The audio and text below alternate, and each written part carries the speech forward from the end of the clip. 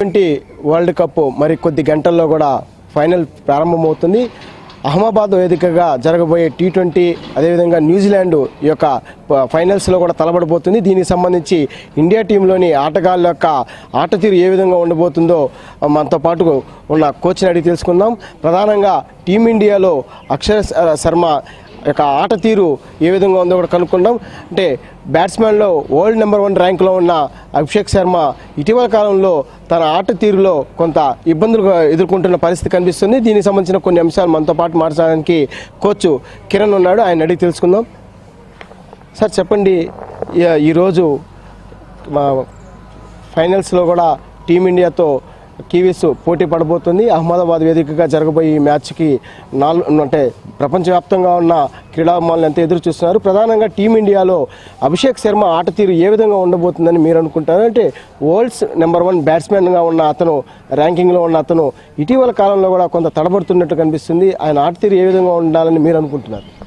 ఖచ్చితంగా world number 1 batsmen Abhishek Sharma అర్హుడే. ఎందుకంటే గతంలో అతను ఆడినటువంటి బ్యాటింగ్ తీరు అంత అద్భుతంగా ఉంది. కానీ ఈ వరల్డ్ కప్కి వచ్చేసరికి తన యొక్క బ్యాటింగ్ చాలా కేవలమైన ప్రదర్శన.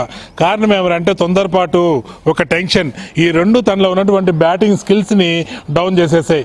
ఏదైతే తను బాల్కి అప్రోచ్ అయ్యే విధానం, గత మ్యాచ్లో అతను స్కోర్ కొట్టిన మ్యాచ్లో ఒక్కసారి తను టాలీ చేసుకోవాలి, ఆ విజువల్స్ వేసుకొని తనే చూసుకోవాలి. అరే మంచి బ్యాటింగ్ చేసినప్పుడు తన బాడీ అప్రోచ్ ఎలా ఉంది, తన బ్యాటింగ్ వెళ్లే విధానం ఎలా ఉంది, షోల్డర్, లెఫ్ట్ హ్యాండ్ ఏ విధంగా బాల్ పైకి పోతుంది, ఏ విధంగా స్కోర్ కొట్టగలిగా, అవుట్ అయినప్పుడు తన బాడీ లాంగ్వేజ్ ఏ విధంగా ఉంది, ఏ విధంగా బాల్ పైకి నేను వెళ్ళాను, నా హ్యాండ్ పొజిషన్ ఏ విధంగా ఉంది అనేది అతను విజువల్.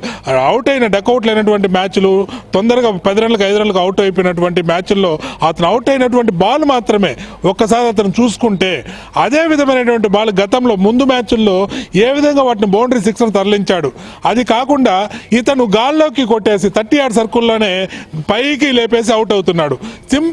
Simple mistake. తను ఏం చేస్తున్నాడు అంటే తన బాడీని ఎంత షార్ట్ కొట్టాలనుకున్నప్పుడు బాడీని బ్యాక్ బెండ్ చేసుకుంటున్నాడు. ఈ బ్యాక్ లెగ్ ఏదైతే ఉందో ఇది డౌన్ అయిందంటే, విజువల్ మీరు చూపిస్తే బాగుంటుంది క్లియర్గా చెప్పడం. ఇది డౌన్ అయింది అంటే ఆటోమేటిక్ ఈ బాడీ ఏమైంది, అది వెనక్కి వెళ్ళిపోయింది. ఇది వెనక్కి పోయినప్పుడు ఈ బ్యాట్ అయితే ఏదైతే ఉంటుందో ఇది గాల్లోకి, అంటే ఇక్కడే ఈ విధంగా వచ్చేస్తుంది. ఇక్కడ నువ్వు బాల్ ఇట్లా కొడితే బాల్ ఏమవుతుంది అంటే ఆటోమేటిక్గా గాల్లోకి పోతుంది. బాల్ ఎప్పుడు ఇలా కొట్టాలి అని అంటే ఏం చేయాలి, బాడీ బ్యాక్ లెగ్ కానీ స్ట్రైట్ చేసుకున్నాడంటే ఇది ముందుకు వస్తుంది, బాడీ ముందుకు వస్తుంది. అప్పుడు ఆటోమేటిక్గా బ్యాక్ ఉంటుంది. బ్యాక్ ఉన్నప్పుడు కొడితే బాల్ ఇట్లా ప్యారల్ ఇట్లా పైకి పోకుండా ఇట్లా ఫ్లాట్గా పోతుంది. ఈ పొజిషన్ తను ఏం చేస్తున్నాడు అంటే బెండ్ అయిపోయి ఆ టెన్షన్లో ఇలా కొడుతున్నాడు. దాంట్లో ముఖ్యంగా ఏం చేస్తున్నాడంటే ఈ లెఫ్ట్ హ్యాండ్ ఏదైతే ఉందో దీన్ని బాల్ పైకి పోనీయకుండా రైట్ డామినేషన్తో ఇట్లా అంటున్నాడు. ఇలా అంటున్నప్పుడు ఏమవుతుంది అంటే బ్యాట్ ఇక్కడే ఓపెన్ అయిపోతుంది.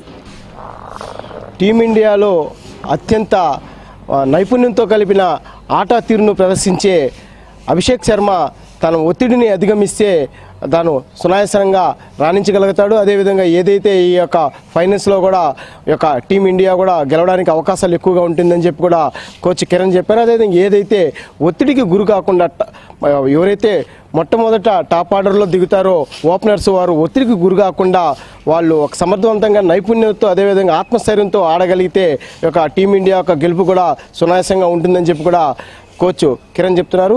పూర్తిగా ఏదైతే టీమిండియా వరుస విజయాలతో ముందుకు దూసుకుపోతుంది. ఇదే క్రమంలో కూడా ఫైనల్స్లో కూడా టీమిండియా తన సత్తాను చాటి ఒక సరికొత్త రికార్డును కూడా సృష్టించాలని చెప్పి కూడా ఈ యొక్క క్రీడాభిమానులు కోరుకుంటున్నారు.